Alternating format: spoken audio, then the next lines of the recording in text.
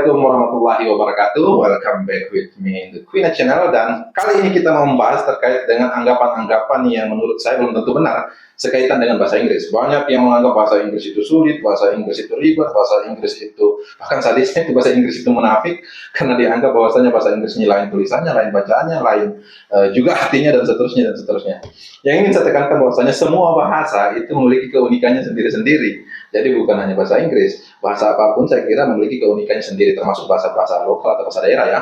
Jadi anggapan itu, mindset itu saya kira untuk diubah, untuk bagaimana supaya kita bisa mulai belajar bahasa Inggris dengan baik dan tentu saja untuk mencapai tujuan-tujuan tertentu dalam belajar bahasa Inggris.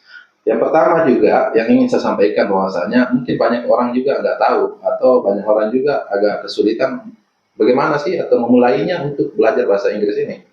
Saya ingin menyampaikan atau memberitahukan terkait dengan bagaimana tips atau trik atau cara-cara untuk bagaimana belajar bahasa Inggris itu dengan mudah dan juga dengan santai gitu. Karena tidak perlu dikejar-kejar seperti target hari ini belajar atau menghafal teori menghafal itu, menghafal kosakata 1-2 hari, berapa targetnya 1000 kosakata dan seterusnya. Saya kira itu agak sulit ya. Dan saya kira itu pun kurang itu pun yang akan membuat kita tidak semangat dalam belajar berbahasa Inggris. Untuk yang pemula atau yang mulai dari nol, saran saya untuk memulainya itu dengan mempelajari kosakata yang berhubungan dengan aktivitas kesehariannya. Itu saja dulu. Kita menghafal kosakata yang sesuai dengan aktivitas kita sehari-hari seperti makan, minum, tidur, pergi, pulang, dan seterusnya. Kosakata itu yang kita hafal sedikit-sedikit dan saya ingatkan sekali lagi, yang paling penting dalam sebuah mempelajari atau proses belajar bahasa itu yang penting adalah perbanyak latihan. Jadi sambil perbanyak latihan kita juga memperbanyak kosakata yang kita ketahui. Itu harus berjalan beriringan ya.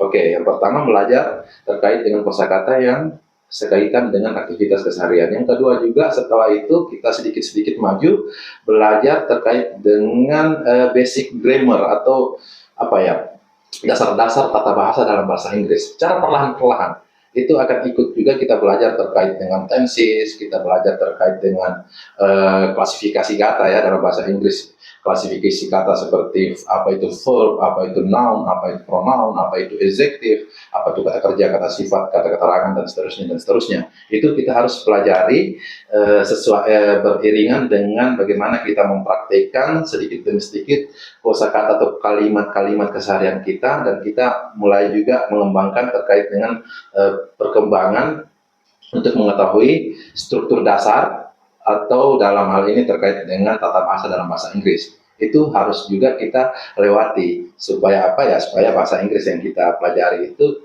atau bahasa Inggris yang kita produksi itu menjadi sebuah bahasa yang memang benar dan sesuai dengan tata bahasa dalam bahasa Inggris.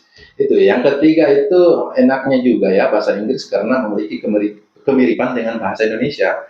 Pola atau struktur kalimatnya itu hampir sama, yaitu subjek, predikat, objek. Kalau kita belajar dalam bahasa Indonesia ya, subjek, predikat, objek seperti saya itu adalah subjeknya, predikat itu pergi adalah predikatnya, dan objek itu adalah saya pergi ke dan objek itu dan keterangan ya, SPOK itu kalau dalam bahasa Indonesia. Di bahasa Inggris pun seperti itu. Seperti saya makan nasi, I eat rice, rice-nya itu menjadi objek, kemudian it-nya itu menjadi kata kerja atau predikat, kemudian I-nya itu adalah subjek atau pelaku. Jadi dengan mengetahui struktur kalimat yang singkat atau yang sederhana seperti itu juga dapat membantu kita untuk mempelajari bahasa Inggris, karena memang bahasa Inggris dan bahasa Indonesia itu identik, memiliki kemiripan dalam struktur kalimat. Saya kira seperti itu.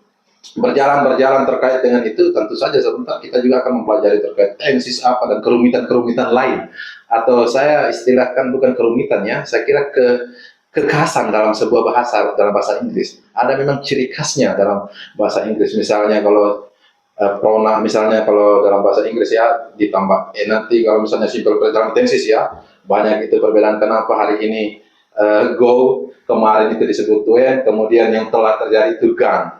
itu dalam tensis terkait dengan perubahan kata kerja kenapa bisa seperti itu pun akan dengan sendirinya ketika hal-hal yang kita lakukan dari awal, misalnya pelajari kosakata dalam keseharian, kemudian kita pelan-pelan belajar grammar, itu semua akan berjalan dengan ritmenya masing-masing, akan menjadi suatu kesatuan nanti ketika kita sudah lama dalam belajar bahasa Inggris. Jadi di sini saya ingin tekankan itu ya, kita tidak jangan terhambat atau jangan apalagi berhenti untuk belajar bahasa Inggris ketika kita punya keinginan yang kuat ya untuk belajar ya.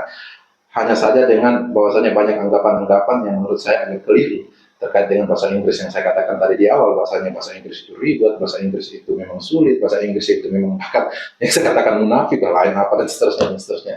Saya kira mindset itu ya dibuang lah. Kalau ingin belajar ya mulailah dengan secara perlahan-lahan.